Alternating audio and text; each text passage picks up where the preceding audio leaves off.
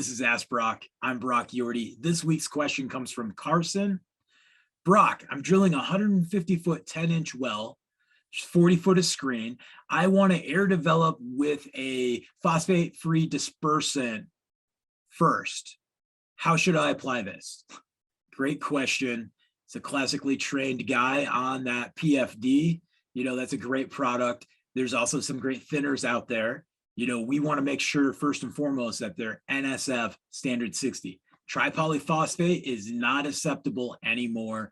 We used to have surge blocks and we had a lot of energy and we'd get that stuff out, but phosphate feed bugs. With that said, development fluids, dispersants, thinners are a maximized product when we have a good drilling program. We need to have a thin, tough filter cake, 1 to 2 30 seconds, an inch. And then we need to think about how high our solids got while we were drilling. When we get into that porosity zone and you have 40 feet of production zone you want to drill, I want to be under 8.8 pounds per gallon, low solids, so that I'm not forcing those out into that zone, causing more damage. Porosity. Poros is Greek for pathway. We don't want to block those pathways. All right, so we got our screen in, we got our gravel pack in, we're cased, we're grouted, and we're now ready to develop. And we're going to introduce one of those development fluids, if it's a dispersant or it's a thinner. I need to know our math. We know we have a 10-inch well, but do we drill a 14-inch hole? Do we drill a 16-inch hole? That's going to make a big difference, because we got to think about it. We got a screen, we got gravel pack, and then we got a filter cake. And how big is that filter cake as we drilled? The higher our solids content, the more water loss we have, the larger that filter cake gets. And now I'm getting back into my roots of being a fluids guy. You got to start thinking about this right from the first turn of the bit. That's what my mentors would tell me. So I have a low solids drilling fluid. I had a good, thin, tough filter cake.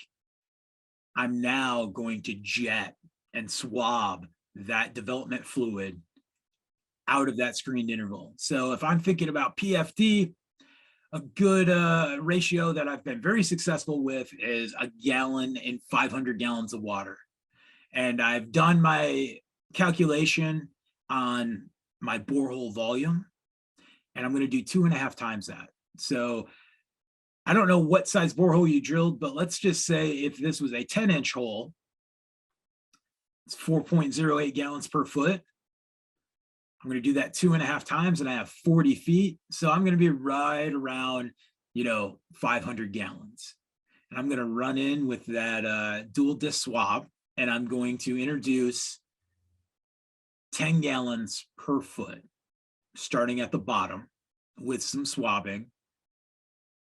I'm going to force that out into that production zone, through that screen, through that gravel pack, to that filter cake. And that's what we're trying to break up. These dispersants and thinners aren't designed to break up other solids. They're really looking for bentonites and clays and those type of things. If we're forcing in ultrafines and that type of stuff, the only way we're getting those back out is with good surging, and we're going to use air. And I've been very successful with air. I'm assuming a 150-foot hole, you're somewhere between 20 and 60 feet to water. So you should be adequate with the compressor you have on your rig, but it's really going to come down to how I introduce and force that energy through that screen, through the gravel pack, and start breaking up that filter cake. And the thinner the filter cake, the easier it is. And we're just going to have a good producing well. I'm going to start at the bottom, a foot at a time. You could do 3 feet. I like a foot at a time for what you have doing for a 10-inch. That's good energy. I get to the top of the production zone, back into the blank of my screen or whatever you have back into your casing. Then I'm going to switch over to air, and I'm going to hit it and see what I got coming out. And I'm going to wait, and I'm going to see how much drilling fluids, those type of things start coming out.